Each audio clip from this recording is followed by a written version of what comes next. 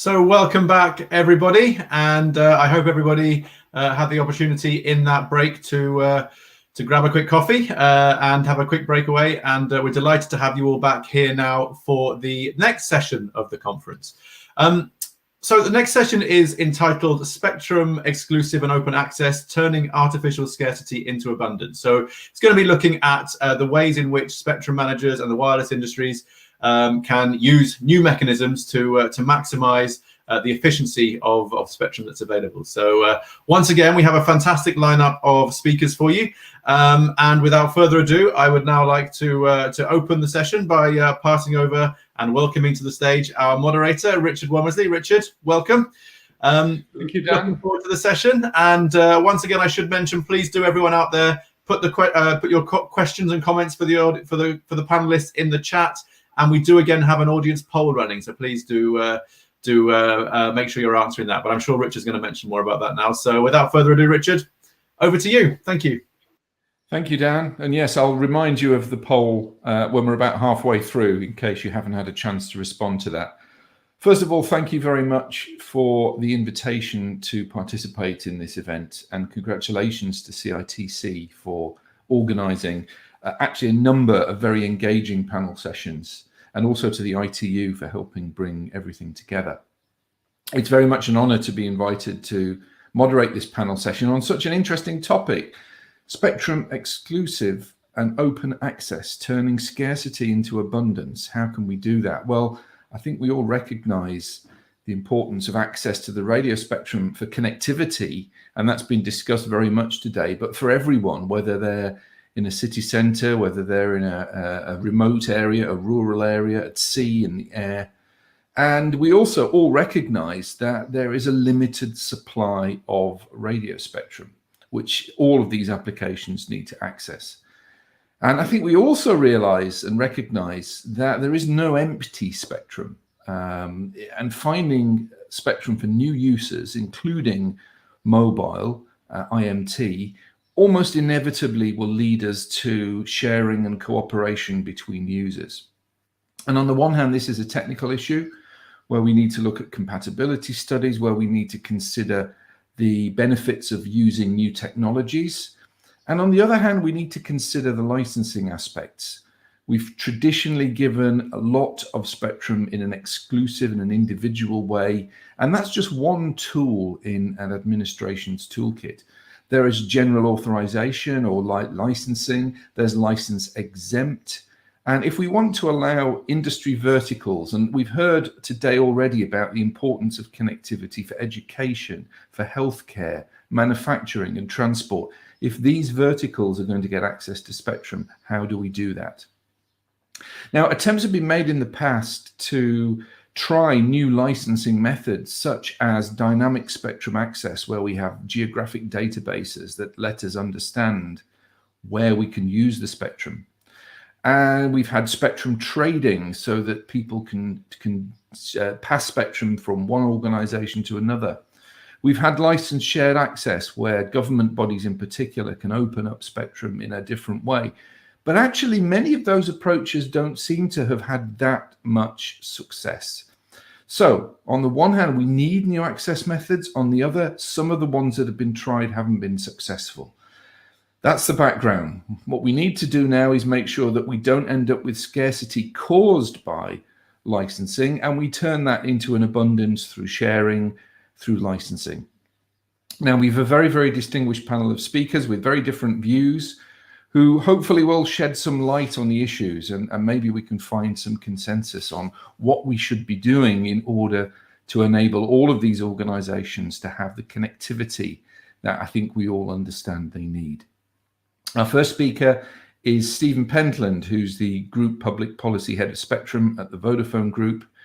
And he's going to talk a little bit about the dialogue that's needed between the telecom sector and regulators to encourage a policy that encourages investment, and how attractive that makes the mobile industry. Stephen, we're looking forward to hearing from you. Thank you very much, and thank you for the opportunity to speak. Can I just check that you're hearing me clearly? Yeah, absolutely, Stephen. I'll assume you are. Good. Thank you for the opportunity to speak. I work in Vodafone Group, and I work across our 20 markets, supporting our countries as they engage with governments and regulators to work out how we deliver their objectives for digital connectivity in each of their markets. So I would have to say I'm pleased that we've had coronavirus in 2020 rather than in 2010 or 2000 or 1990. I was working in the mobile industry in each of those periods.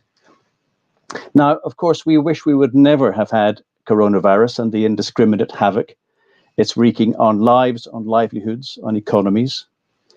But as we at Vodafone continue to work intensively with governments and agencies around our 20 markets around the world, there's no doubt now that digital services and digital connectivity have played a crucial role in keeping countries going through the pandemic, keeping healthcare services operating, keeping employees working remotely, keeping students studying at home, keeping groceries being delivered, and keeping families in touch with their loved ones. This wouldn't have been possible in 2010 or 2000 or 1990 because we simply didn't have the infrastructure in place to make that possible. So what I've seen in 30 years has been incredible. I have never had such pride in telecom operators around the world, fixed and mobile, who've responded to this global crisis by reconfiguring their entire networks, in many cases within days rather than months, to deliver the massive digital connectivity that customers in every corner of our markets have suddenly needed. So how did we pull it off? Were we lucky? The truth is that governments and regulators understand that investment in digital networks is now essential. And in providing access to national cellular spectrum resources under license, they're securing the commitment of public telecom operators and, just as importantly, their investors to deliver on those multi-billion-dollar investment objectives. But digital networks now need to be more than just connectivity. They need to be inclusive. That means they need to be accessible to everyone in each of our markets so that no one is left behind in this digital pandemic and this digital revolution, regardless of where they happen to live or work. Networks need to be sustainable. They need to operate increasingly with the lowest possible carbon footprint. And that has big implications for configuration and architecture. They need to be secure and resilient, and that's an obligation that governments recognize more and more, whether the threat is a pandemic or cyber criminals or industrial espionage or a rogue state. Services need to be affordable, which means they need to operate at scale to deliver the lowest possible costs to users right across the market. They also need to be competitive, and that means that customers need to be able to choose and switch between alternative providers freely without constraint and without being tied to proprietary technologies or monopoly solutions. And they also need to be innovative so that these networks provide ubiquitous, open, global connectivity capability that allows the digital wireless solutions providers to bring connected solutions into every area of our lives, whether that's consumer entertainment, whether it's social networking, or whether it's vertical industries who want to harness the benefits of connectivity, deliver digital factories, digital agriculture, digital healthcare, digital transport, and whether or not they themselves want to build and operate the infrastructure. And it's through exclusive nationwide licensing of cellular spectrum, I would observe, that governments and regulators seek to secure and safeguard these objectives in an effort to attract the multi-billion-dollar investments that need to be committed going forward. So for these reasons, I don't see governments and regulators dismantling anytime soon this arrangement for national exclusive licenses that so far has delivered on their objectives. Indeed, their primary concern, and we talk to a lot of them across our markets, is how to strike the right balance between their specific objectives, whether that's extending network coverage and accessibility across their citizens, whether it's upgrading networks to 5G, whether it's facilitating cost reductions through network sharing and scale, and whether it's through ensuring innovation and safeguarding competition between operators. Now, that's not to say there aren't lots of other ways to build wireless services. And we've touched on a few license exempt use, club licensing, subleasing, and so on. Some will have their merits, while others may be a solution looking for a problem. But at the end of the day, each player is free to make their own choice, what combination of access and obligations they prefer. So let me pause there. Thank you. Thank you, Stephen. Very interesting. And I note specifically that Vodafone is providing connectivity across all of the things which have been raised earlier. So we'll come back to that, I think, because, you know, you talk about healthcare, education, and so on, which have national requirements, but then there's manufacturing and other things which have local requirements. So maybe we could talk a little bit about how that would be addressed through the exclusive use of spectrum. Thank you very much. Our next speaker in the panel is Steve Dwaron. He's the head of regulatory affairs and spectrum at the ARSAT, which is the UAE's satellite operator. And he wants to think about the fact that it's inefficient to give spectrum to just one service when sharing is feasible. And of course, sharing being essential to efficiency. Steve, I understand you have some slides. I give the floor to you. Yes, I do. Thank you very much. And thanks for the opportunity to join you today. My regards to the organizers, the CITC and the ITU. If I can have the first slide, please. Thank you so much. So my presentation here today is a little bit different than what you might see with the other participants. We do not offer terrestrial services. We're one of the incumbents, so our perspective is a little bit different. And the message I intend to pass today, so I'm going to start with the end, is that the solution that you have for spectrum in the lower bands that the mobile industry has seen may not be the best fit for the other bands. So in the same way that a hammer is great for nails, it may not be the best solution for a screw, which is what you have in the higher bands. And we must look at each one on a case-by-case basis, really, if we're going to do this to turn artificial scarcity into an abundance, if we're going to be spectrally efficient. First slide, please. The next slide, please. So I intend to do this through an example. That, to me, is the best way of doing it. And towards WRC 19 that we just had, I had the privilege of leading one of the groups that did the technical studies on one of the bands. So the 40-50 gigahertz band is one of the cases we were looking at in detail. And to show you how this one is different from what you see in the lower frequency bands, in this particular band, you have a lot of rain fading. It's line of sight. This band doesn't go through walls. It has a great, rain and other has a big impact on it. So for us as one of the incumbents in the band, we've been working for about 10, 15 years now through various government programs and then through development programs by the companies that build our satellites. They've developed the hardware that'll go into the spacecraft that makes this feasible. And we're now reaching a point where there's enough of that equipment out in space, it's tested, it's used, that we're deploying it on our commercial satellites going forward. And what is that going to give us going forward? It's going to give us a couple of things. We're going to be able to have gateways in locations with a lot of redundancy so that we can use this band efficiently. And given that it's 5 to 6 gigahertz of spectrum wide, it's very convenient for us in terms of boosting up the data rates that we do for broadband to the home in remote and rural areas. So the gateways are very much needed so we can make more efficient use of lower bands. It's also going to be used on airplanes, and we're going to be seeing this through a wide geographic footprint. Now, what we saw in the studies we did, if you look at 5G deployments, we're again looking at very high data rates in urban cores as supplemental high throughput capacity where the lower bands, the medium bands, the lower bands just don't work. And when we did our sharing studies, what did we see? We saw that the separation distance that you need between the two is about 1.5 kilometers, so 1,500 meters, and the two can coexist.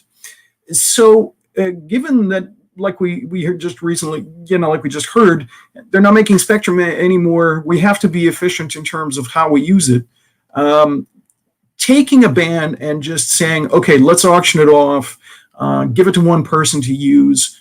In this case, where the use is much lighter, may not be the best solution for the job. So again, what may be a good licensing model and spectrum at one band may not be so great in another. Next slide, please. So here again, this is where we come into play with this band. Because the rain fade is high, when you're flying a plane above the clouds, above the rain, no problem, it works great. For us, the big throughput of getting a signal to the plane in terms of broadband is if you look at, these antennas, you don't have much room on top of a plane to put a big antenna. So the higher frequencies, the bigger gain, the better we can do, more throughput we can get to these to these aircraft. And that's really important, especially if we look to rolling out 4G, 5G services to the passengers on the aircraft. We're looking to backhaul these systems. We need that bandwidth and that capacity to give the customers a good experience. And this is where this particular band is looking to serve well. However, it's on the roof of an aircraft pointed up, not going to interfere with the things underneath, especially if you're looking at separation distances of about 1.5 kilometers. So next slide, please. So let me keep it short in terms of takeaways. Again, what are the takeaways? 5G deployment is limited in geography. The FSS, for the most part, except for where you have little parts of it where it's ubiquitously deployed, we can be outside of the urban areas with gateways. The most spectrally efficient solution, I think if I were a regulator, would be to try to find a solution that accommodates both. And there's precedent here. We've done this before. In C-band, the 4 gigahertz and 6 gigahertz bands, for years the satellite services have shared with the fixed service. We keep a geographic database of deployment of terminals. Each one of them causes very limited interference, and they dovetail nicely. So unfortunately, the solution, the challenge here is, back to the regulators, is that you can't have a wide sweeping solution that covers every frequency band. You have to dig into each one, look at the deployment models for the incumbents, look at the deployments for the new entrants, and try to find a solution that's a best fit. It's really finding a screwdriver for the screw and a hammer for the nail. And I'm sorry, even for each screw, it depends on what type of screw you're using. So let me leave that to you as a message. You really have to dig down band by band. Thank you again for your attention, and looking forward to the discussion and questions that you may have. Thanks so much. Thank you, Steve. I have seen people use hammers on screws, by the way, so it is feasible, even if it's not the right tool for the job. And I find your notes about exclusion zones very interesting as well, in that, if we're going to need 1.5 kilometers, who gives up the space? Is it the mobile networks or is it the satellite networks? And maybe that's something that we could think about later. Steve, thank you very much. Let's move on to our next speaker, who's Guillaume Lebrun, who is works for Facebook in the Global Connectivity Policy team.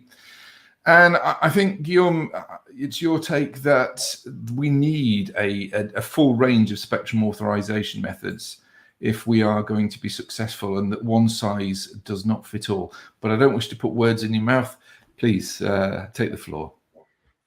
You stole my thunder, but that's exactly, in a nutshell, what I was about to say. So first of all, it's a real pleasure to be here, and good afternoon, everybody. Thanks for having me. And the first question that you may have is why Facebook is interested in this kind of licensing model in spectrum? And quite simply, it's because we care about connectivity, and it's part of a job to connect people so that they can stay connected with their community, see their loved one, even when they're far away or when they're in a situation of lockdown or anything like that. So really giving the people the connectivity to the loved one that they have. And for years, when thinking about connectivity and how people connect with each other through these kind of digital tools, we've been thinking as spectrum managers about two pillars: licensed spectrum and unlicensed spectrum. And I want to take a step back to really rethink exactly why these two tools are fantastic for their specific needs, and then go a bit further and see what new models are popping up and give us more opportunity to connect people. So first of all, licensed spectrum. when you think about the job of a mobile operator, it's really to bring a service on as wide a geographical basis as possible. What you expect from your mobile phone is that it's going to work everywhere. And when your car breaks down unexpectedly, by definition, you're not the one that thought, oh, I would need a base station there. And the operator, most of the time, went at great lengths to deploy this kind of base station, even in places where it may not be economically feasible, sustainable to just deploy a base station for that area, because they think about a more generic service, a service which is on a very wide geographical basis. So it's very important to have this kind of exclusive nationwide licenses to really enable this kind of services which are common goods, which really help every one of us, wherever we are, when we're on the go, when we haven't scheduled something, the operators have been there and have deployed that service. On the other hand, license XM bands are extremely useful for personalized local need. So when you're inside of your home, you have your fixed access, but you really want to access it throughout your home. And it's difficult to have a great mobile coverage throughout your home. And that's where having Wi-Fi is really going to help you to enjoy that connectivity where you need it, and you can customize it as you want, depending on what your needs are. It's not just for private people, it's also for companies within the office. So looking at next generation connectivity, these two pillars are still going to be extremely relevant, whether it's 5G in the 3.4 to 4.2 GHz band, or whether it's Wi-Fi in the 5.9 to 7.1. Both of these pillars will stay there. But interestingly, what's happening now is that sharing is pushing people to innovate and have a wider range of licensing models. And just starting with Wi-Fi, what you see in the 5.9 to 7.1 is that some innovation enabled Wi-Fi not just to enter the band, but to operate in the band without having the incumbent services leaving the band. So basically, Wi-Fi is coming not as a replacement, but on top of the existing services, which are really important, satellite and fixed service in that band. And the way it's been done is sometimes very simple, just asking Wi-Fi to stay inside, so basically within buildings, and that way you keep the license exempt feature and still don't interfere with these incumbent services.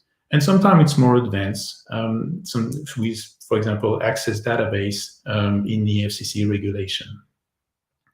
And moving on to license services, you also have lots of innovation in that space. So for example, when you talk about mobile networks, sometimes it's very difficult to deploy in a very far remote area. And that's where some models like the local access license, from Ofcom, for example, in the UK, can really be useful, so that in a band where you already have the kind of ecosystem and mobile network, if you have a place where there's no deployment because it's too challenging economically, the spectrum can still be reused. And that's not just theoretical. You look at Peru with Internet para Todos, you see a place where basically to provide access to people in very rural area, it's easier to have a single infrastructure deployed and therefore to reuse a spectrum which is not used so that you can provide the right scale for the investment. And that's why you start to see that it's no longer just a question of spectrum. In that case, it's really a case of investment and finding the right licensing model for investment. And moving on to another system, and when you're looking at very localized access for systems who want to have high QoS, you might need to have a license, but on a very local basis. Once again, without doing advertising for Ofcom UK, they came up with a very interesting idea, which is this shared access license, where you're going to have a local license, and it's going to be in a range of frequency where you know that there's an ecosystem, because you know that these small players, they won't be able to generate an ecosystem by themselves, so they need to basically ride on an existing ecosystem. And through this local license, they'll be able to really enjoy high QoS. So depending on the needs, whether it's a need for investment, you can reuse spectrum which is lying fallow, or whether it's a need for an ecosystem, you can have local licenses. We can come up with the right combination of licensing regime and economic model to respond to the needs of users. So just to conclude, obviously not one size fits all. You really need to see at what you're trying to encourage in your country, which services are asking to have access to spectrum, before you decide on a licensing regime. It's not just about regulation, it's not just about spectrum, it's not just about technology, it's to find a package which combines these elements to really deliver the service that you need. And last but not all, it's about a win-win, and really we can find places where it's not just going to be one service or another, but it's going to be a combination of them. And as Stephen was saying, it's possible to have both the incumbent and the new entrant in the right place. So I'll stay there, and then looking forward to questions. Thank you, Guillaume. An interesting take, and slightly at odds, I think, although we might find that's not the case, with what Stephen said from Vodafone, that in order to encourage investment, it was necessary to have these exclusive licenses. And I think your take was, in order to encourage investment, we need the whole range of possible licensing mechanisms. So not just license exempt and exclusive, but something in the middle as well. So interesting that, you know, you're saying investment comes from a range of methods. I think Stephen, and he might correct me later, was saying that primarily investment comes from the certainty and security of having exclusive spectrum. Now, our next speaker is Fabien Mineret, who is the co-chair of the Global Regulatory Group of the LoRa Alliance. And I'm guessing you might take this logical argument one stage further and argue that actually investment can come in any shape or form if you have the right technology. Fabien, over to you. Thank you very much, Richard, and thank you, CITC ITU, for the opportunity to bring different perspective. A lot of things have been said already from customer broadband perspective. I would like to add a little bit and as a focus on the IoT for a couple of minutes. The session want to focus on the artificial scarcity and how to turn it into abundance. It's always a balance and a shift, a demand and a supply. And for IoT, as it is for the broadband, you have sometimes some shift where the UN Sustainable Development Goals or the EU Green Deal or the fourth industrial revolution that can shift the demand and turn spectrum into pressure. At the same time, we have also some shift into the supply side and some technologies that can emerge that can make some deployments suitable for some application. And I will speak a little bit on LoRaWAN deployments that actually are purely using the unlicensed spectrum and offering a lot of application that are mentioned for the IoT use cases. Of course, the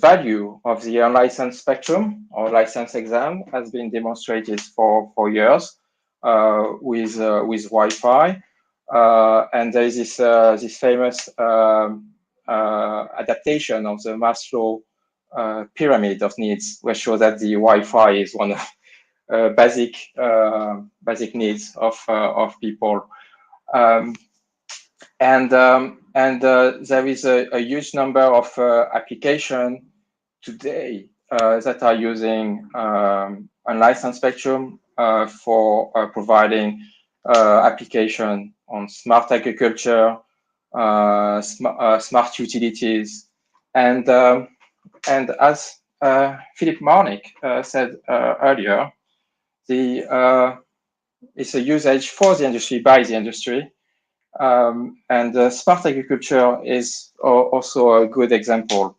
of this type of application where we are typically in this area, what's called white zone, that has been called white zone for 2G, 3G, 4G, for voice and for data, and then today probably for IoT as well. And today we already have hundreds of millions of devices using unlicensed spectrum to deploy, to provide IoT services. But as it has been mentioned by Guillaume earlier, the regulatory regime shouldn't be antagonized, and we have old exclusive access on one side and unlicensed flexible share license on the other side, and probably some both have their own merits, and today, if you look at the market and the experience I had from both sides, from the cellular world in my previous career, and today in the unlicensed IoT, is a trend for multi-RAN strategy, and operators are deploying either both cellular and cellular using individual, exclusive, depending on this variation license, and at the same time, unlicensed spectrum. I've got example of NTT in Japan, BT in UK, Orange in France, Swisscom in Switzerland, that are also adapting the strategy and trying to use both and bringing the benefit of both model. I would like to insist on one point, and it has also been a little bit addressed by Guillaume earlier, that it's neither purely unlicensed or purely exclusive license. Even in the unlicensed spectrum, I think that is always a certain degree, a certain level of authorization. I would like to insist on this. There is a spectrum regulation,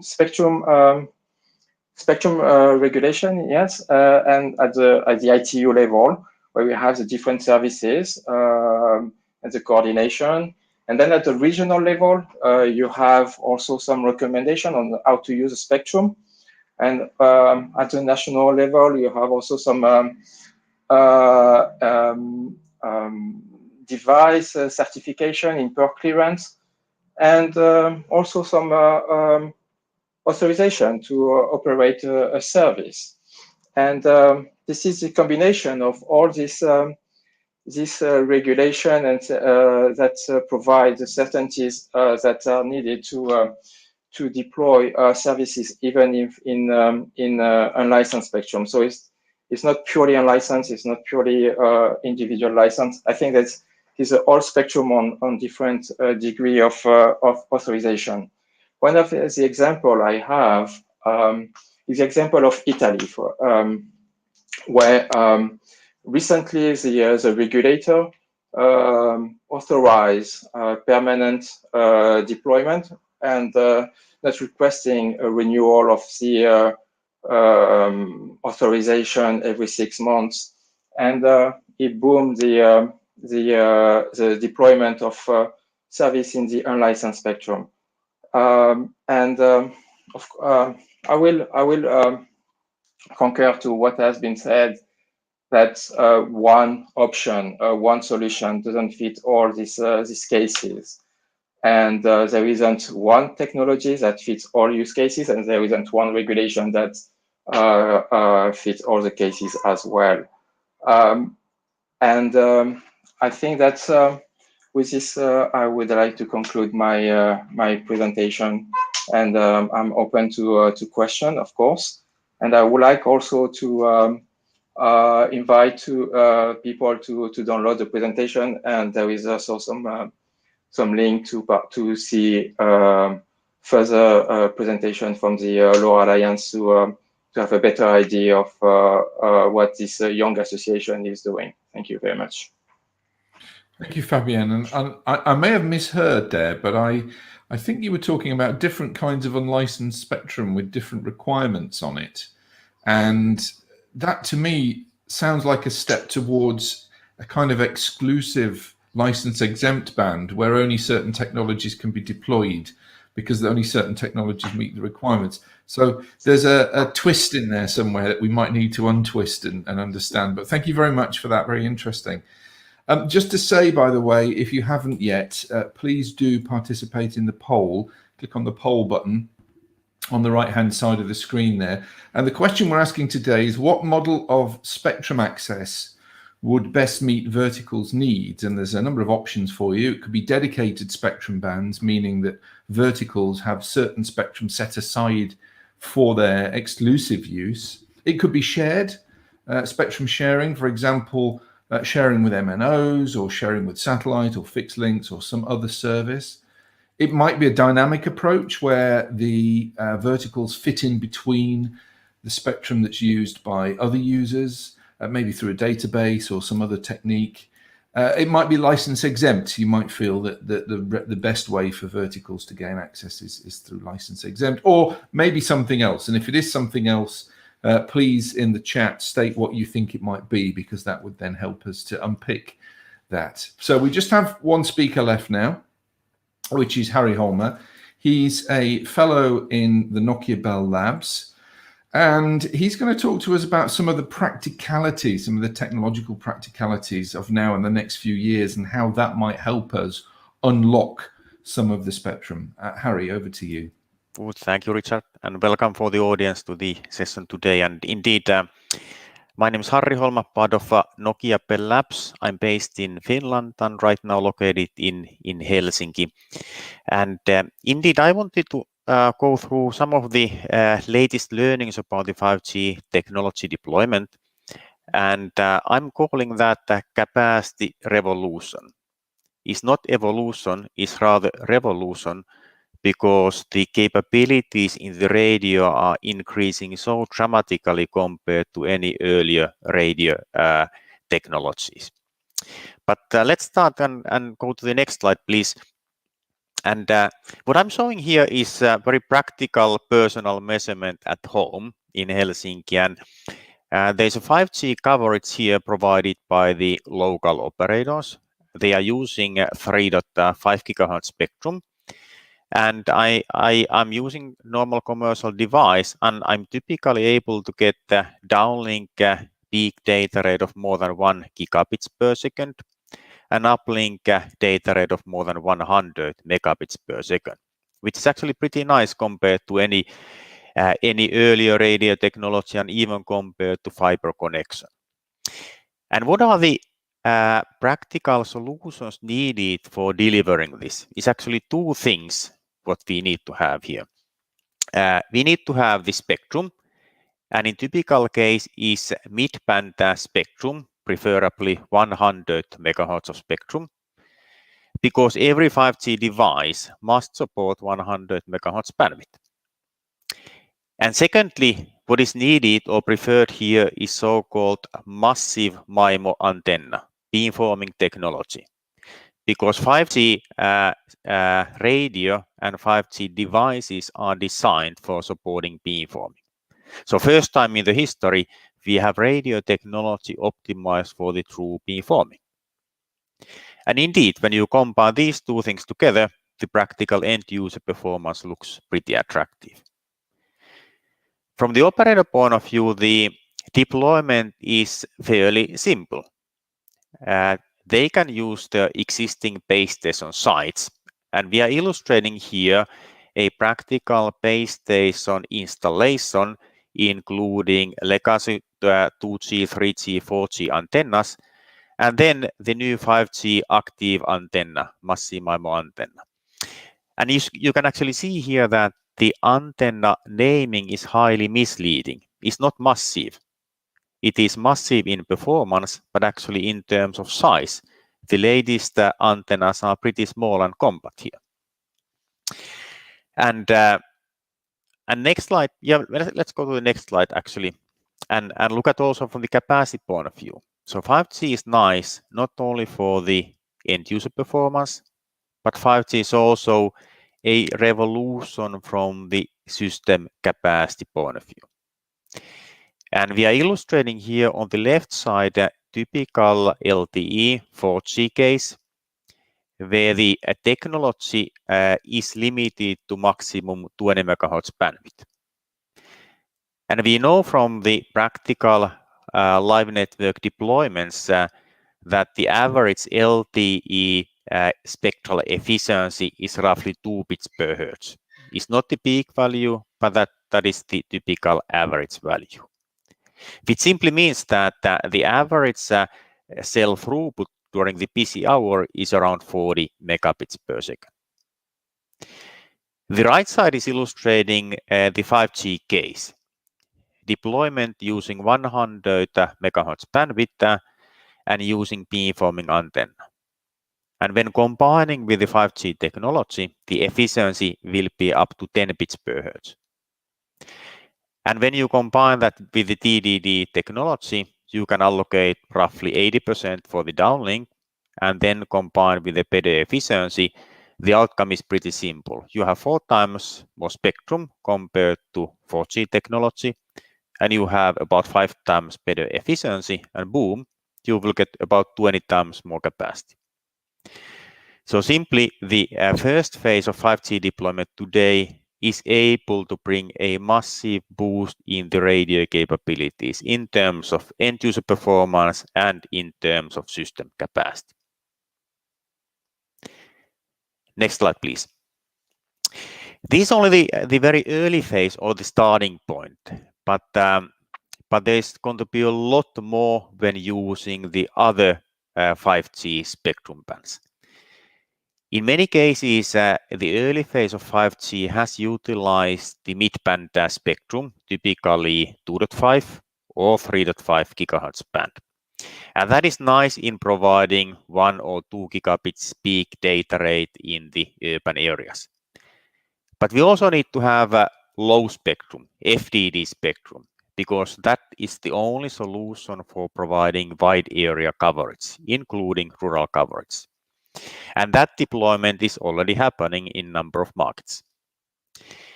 And millimeter wave spectrum will be the solution for providing extremely high data rates, extremely high local capacities, even 4 to 5 gigabits per second.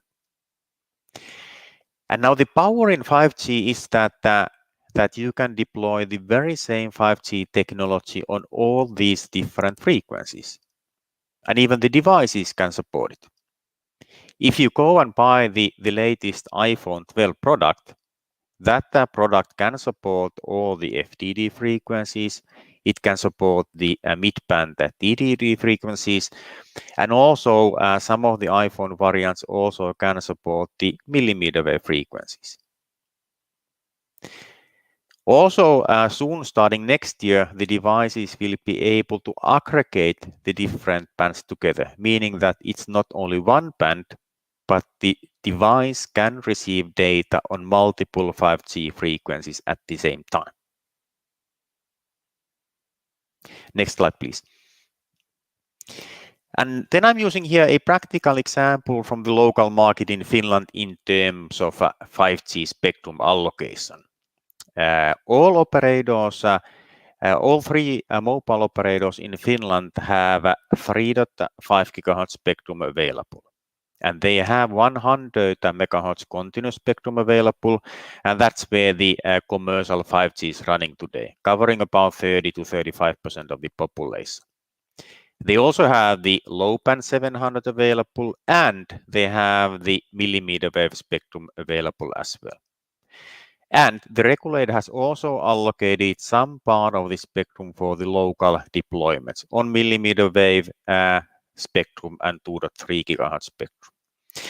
And I expect that this kind of successful spectrum allocation has been one underlying reason why the mobile networks are pretty advanced in Finland. And actually, if you compare the amount of mobile data per person, then Finland today is number 1 in the world, the highest data consumption per person per day. And the next slide, please. And here we're illustrating that the capability is pretty advanced. So 8 gigabits per second you can do with the millimeter wave spectrum allocation. That was demonstrated by Elisa operator here locally with Qualcomm and Nokia a few weeks ago. And then the next slide, the last slide here, just to show that I did also some personal testing here at home in the local network to illustrate the 5G radio capability. And what I tried to do, I tried to actually download as much data as possible. So one day, one device. And I was able to download more than 3 terabytes of data, which is actually a pretty impressive number. It's indicating that the 5G system can deliver high data rate, it can deliver high capacity, and actually this data consumption is roughly equal to 30,000 average German mobile consumers. So it's actually more than the average person has ever used in his entire life. And that's why I call 5G a revolution from the system capacity and data rate point of view. So thank you from my point of view.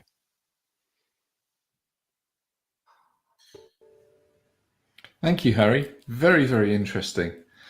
And I specifically note that Finland has the highest data usage per person. But as far as I understand, it doesn't have any more spectrum per person than any other country.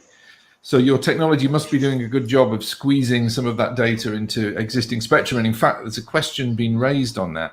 Thank you very much for everybody for your questions. We'll tackle those first, and then we'll come back and have a look at the results of the poll. So we've got a question from Osama Abed, who says, do you think it's become useful or necessary to create a new type of licensee, separate from the service provider? Somebody we might call a spectrum access or a sharing manager, or in fact a band manager or a spectrum broker. Now, I know this has been tried before, but I thought I'd ask Guillaume and Steve Dwaron about whether they thought that this might, first of all, enable the kind of sharing that Steve was talking about, but also provide that flexibility that Guillaume was talking about. Let's go first to Guillaume. Maybe you have a thought on this. Yeah, thank you for the question. Yeah, proof is in the pudding, right? So it's good when people can try different things and see what happens. You look at what happened in Germany. Germany made available some local licenses, and they found people. They found large industry who really wanted to have access to licensed spectrum and acquire the licenses.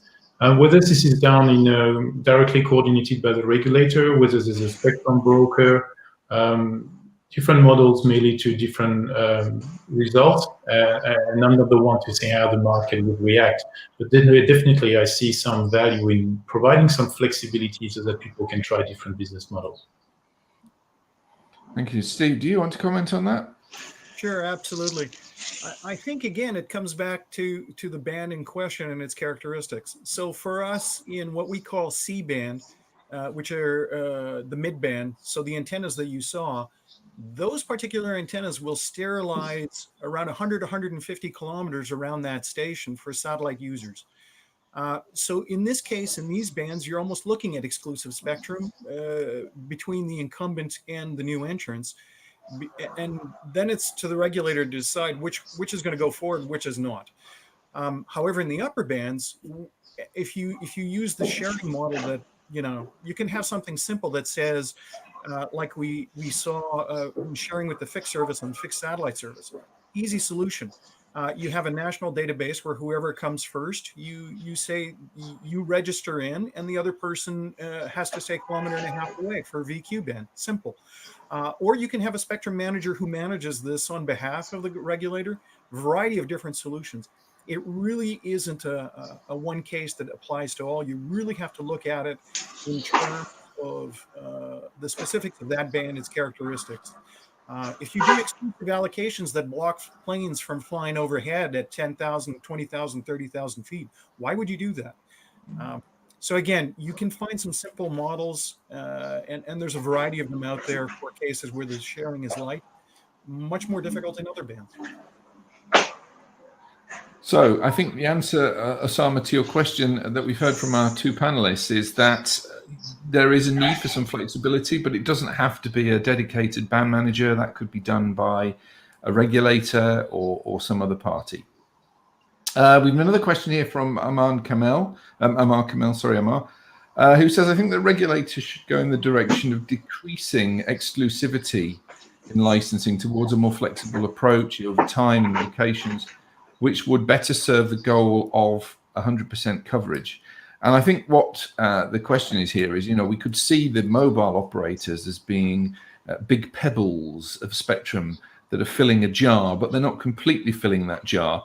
And if we were to put some smaller pebbles in the same jar, they could coexist and fill the gaps up. And maybe we need a licensing mechanism to do that. So are regulators doing that? Does this please MNOs? Fabienne and Stephen, I think this is one for the two of you to maybe pass comment on. Fabienne, let's go to you first. Do you think that's a good idea?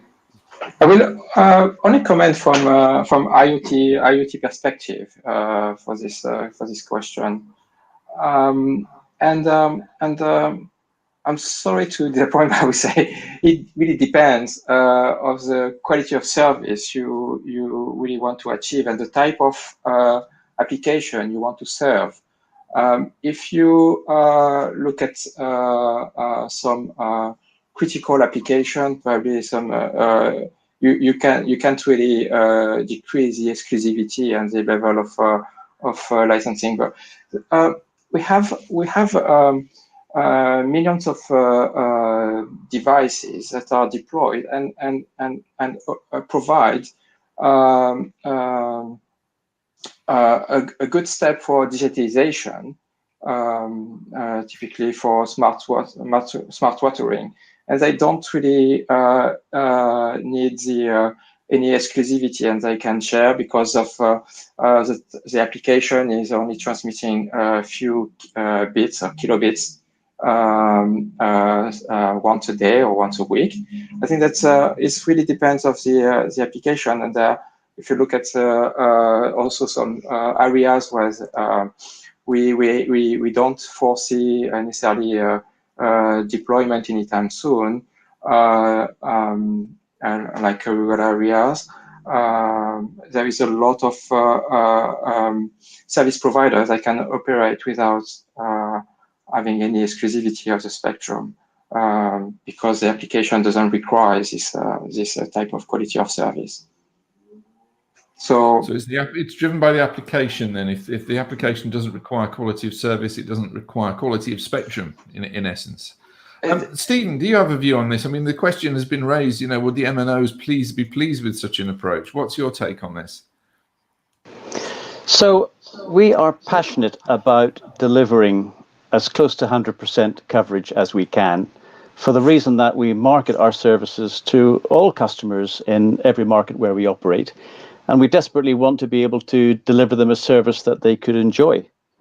The question for me is less one of licensing, more one of economics. We know the economics of building and operating in rural areas is extremely challenging. And therefore, we never get much beyond 99% in building out networks.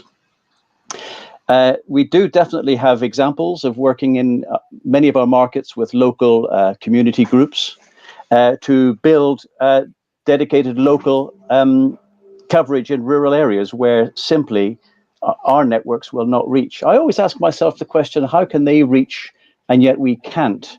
Are we building networks that are too high quality or too high specification? Are they a community group that has access to free towers or sites or locations? Are they piggybacking on community backhaul anyway? So that makes me think that the key to getting this 100% target is about looking at the cost structure. In Europe, there's a huge initiative called the Broadband Cost Reduction Directive, which is looking at why it's difficult, expensive, and time-consuming to build out nationwide networks. We did a survey across 13 markets 2 years ago to compare and contrast all of our European markets to work out best practice on how member states can change on simple things like permit regulations or backhaul or electricity to get those extra percentage points of population deployed. You may know that we've built a business called Vantage, which is our tower business, because we believe that having a tower capability that operates at an arm's length from networks changes the economics and improves the ability to reach into uneconomic areas for all operators. And you've also, I think, read about the EU recovery funding, 1.5 trillion euros, 20% of which will be channeled into digital.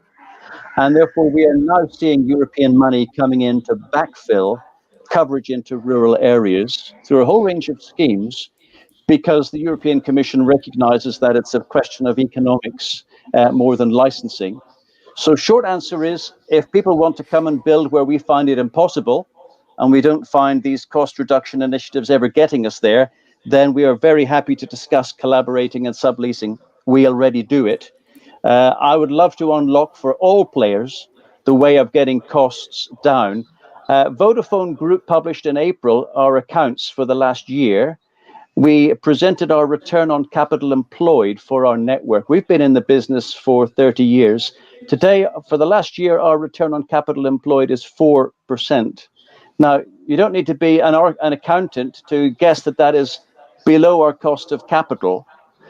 So, reaching from 98 to 99%, unless we can get our return on capital employed significantly beyond 4%, we nor anybody else is not going to attract the capital investment in from the finance community to get these networks built out further.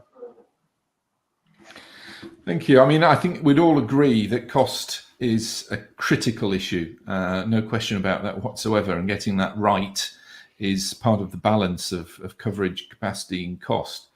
Let's just briefly look at the poll results and see what that sparks before we tackle the last couple of questions. And we asked the question, what model of spectrum access would best meet Vertical's needs? Somebody's commented, by the way, that it's a bit of a difficult question to answer because there's no such thing as a vertical. They are, in fact, all very, very different. And I think we've already discovered that in what we've been discussing, which is that we have verticals which are national and we have verticals that are limited to a small campus, and they're not the same thing. Anyway, let's look at the results. A dedicated spectrum for verticals got a third of the votes, 33%. Spectrum sharing, 23%. Dynamic spectrum access, 28%. And license exempt only was 11%. 5% of people said other. I suppose the key thing from that is there wasn't really one particularly strong outcome. People didn't say actually it has to be dedicated or it should only be license exempt. But I mean, there was a small weighting towards dedicated, but it wasn't significant. Harry, there's a question came up for you, which was, the kind of performance that you showed in Finland, is that repeatable elsewhere? And taking on account of this spectrum issue, is it repeatable if you don't have access to dedicated spectrum? Yeah, good point. So let's look at some of the things which make the case different in Finland. I think the spectrum availability has been pretty good here, so has been allocated for the mobile operators early enough. The second thing is that the site density is quite high here. So if we simply look at the number of base stations per capita, is actually quite high, which is also one important factor here, how to get access to low-cost sites. So what you need to have is spectrum and sites. And if you look at the rural deployment here, like Stephen pointed out, it's not about the spectrum problem, it's about the business case problem.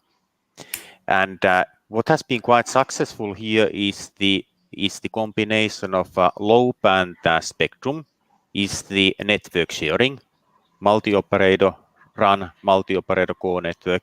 And I think the latest improvement has been done by the public safety.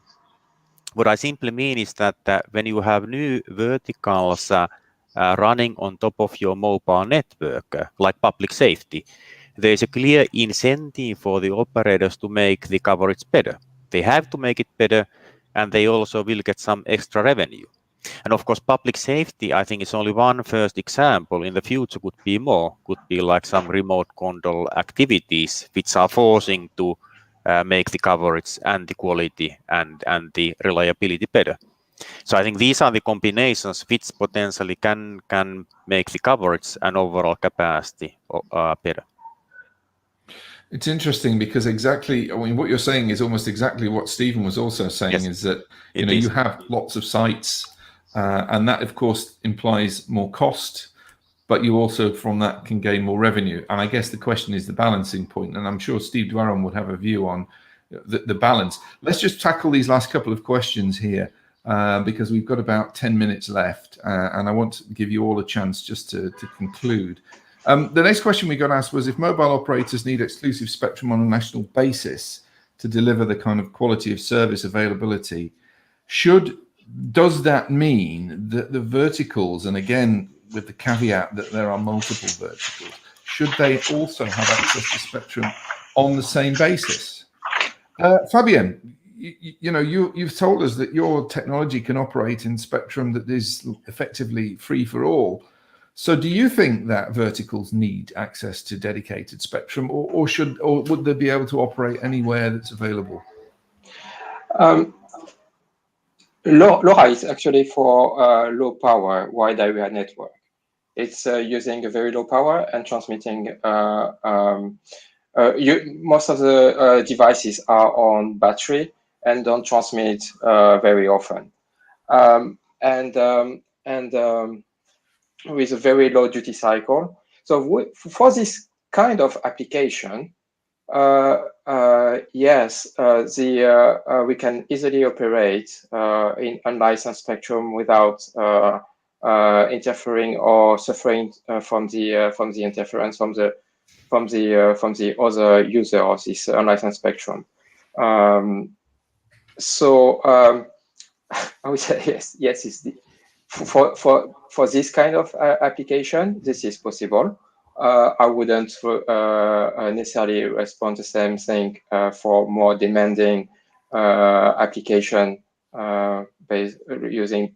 used for video monitoring or flying drones or other critical application. Thank you, Steve Dwaron. The question here is one to do with verticals, and you've made it clear that some of the work you've done has suggested that there are certain distances required between services in order to enable them to coexist. Does it make it easier if those services are restricted geographically? Does it make that a more straightforward thing, or would you effectively be suggesting that because of the millimeter wave coverage restrictions, actually you could pretty much share with anyone? Well, thank you. So in terms of the millimeter bands, where I understand that the MNOs are looking at 100% coverage of a country, every single band is not going to be 100% used within each country. So some bands will have a more geographic reach, some less so.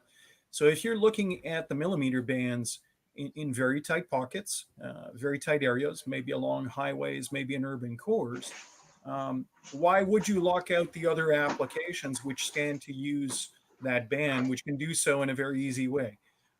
Airplanes flying over won't bother. A gateway nearby in an area where the MNO is not deploying, that offers gigabits of capacity to a spacecraft, which, by the way, that will enable remote users. If you want to backhaul, for example, that 5G station in a remote area, we're geographically independent in terms of cost. So again, the economics come to play. We're able to do that. Why would you lock that out? Now, in the lower bands and the mid bands, unfortunately, it has to be one or the other because the extent is so large. I mean, we've seen channels and gateways which have suffered interference for years, and those may need an exclusive division. So unfortunately, it's case by case, but the economics definitely are important, and so are the specifics of that band. I'm developing. I think we've said one size doesn't fit all. I think there's actually that's possibly something we've all agreed on so far. Just quickly, because we're 5 minutes or so left. There was a question raised specifically for you, Stephen, which was fundamentally in Region 2 as an example. Not all of the spectrum that could be made available for mobile has been licensed. I think the figure given was 41%. So 60% isn't available yet or hasn't been licensed yet. And yet, people are managing the social and economic situation, especially what's happened. People have survived through the pandemic and been able to connect with a reduced amount of spectrum. what's your take on this? And in fact, when you spoke, and Harry, if you want to think about this, maybe this is a technology issue. Stephen, you first. Thank you. So we often ask this question in the GSMA: how quickly do we want regulators to license cellular spectrum? And the answer is quick enough, I think. For me, it's a very simple question of economics, affordability, and inclusion. Operators always make a trade-off between how much spectrum they could get use of and how much they can afford to spend on capital network investment and what level of capacity they can deliver into the market in future years. And in a sense, if we didn't invest and didn't have more spectrum, our rate of growth as an industry and the take-up of mobile services by all of these verticals and by consumers would simply happen at a slower rate. And the corollary is true by having more investment into the sector, more infrastructure, and lit up with more spectrum, as we've seen in the example in Finland, where you can deliver more, and businesses and consumers can do more, and that creates a kind of a virtuous circle. So there's no right answer, but the more you put in, the more you get out. There are natural reasons why governments can't clear or license spectrum. I guess what's more of concern to me is where they make decisions that I think compromise the total benefits available. I do think that regulators need to think very carefully before they take cellular spectrum and ring fence it for some other purpose, whether that's fixed wireless access or local licenses. After Germany reserved a quarter of its 5G capacity band for local licenses, we asked a couple of economists to write a report, which they published. It's called The Industrial Strategy for 5G Spectrum. And they looked at what was the knock-on impact on consumers and on businesses of the public 5G networks by taking a quarter of the cellular band and making it private, making it local licenses for private use. In doing that, the German regulator privatized the benefit of a public good. And back to the question of exclusive licenses, mobile operators do have exclusive licenses. I wouldn't say it's an old model; it's still very much alive and kicking. Multiple operators per country are licensed with exclusive licenses, and they build competing networks. Those are public networks. The public good of that spectrum is made available to public customers. All nationwide networks are public for millions of customers and tens of thousands of businesses to share. The problem comes that spectrum is reserved for local licenses, industrial local licenses, for which there are a number of alternatives, and we can debate the merits. The problem comes that we are privatizing the benefit of a public good. And I think, as I say, when our economists did that analysis of the German scenario, they found that there was enormous consumer welfare benefit loss because of what was taken away from the public services for the sake of the small number of private users.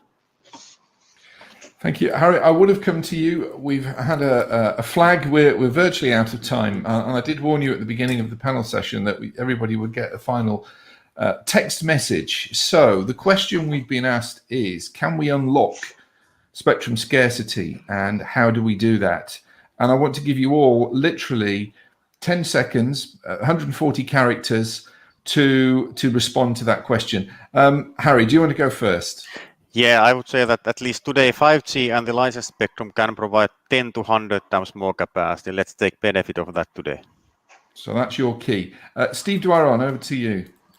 Yes, we can, but we need to be really smart on how we use the spectrum. We have to be really efficient, and that allows the incumbents and the new entrants to share efficiently.